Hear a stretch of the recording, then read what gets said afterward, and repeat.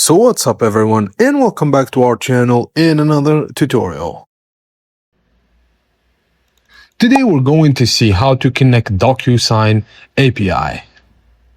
Firstly, log into your Docusign developer admin console and click on Apps and Keys under the Integrations section in the left sidebar. Click the Add App and Integration Key button and enter a recognizable name in the app name field.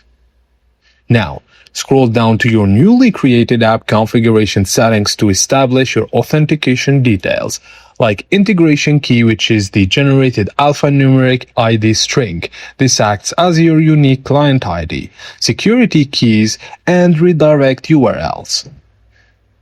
Just click Add URL and pass the exact callback or redirect URL provided by your destination platform to authorize secure API data loops.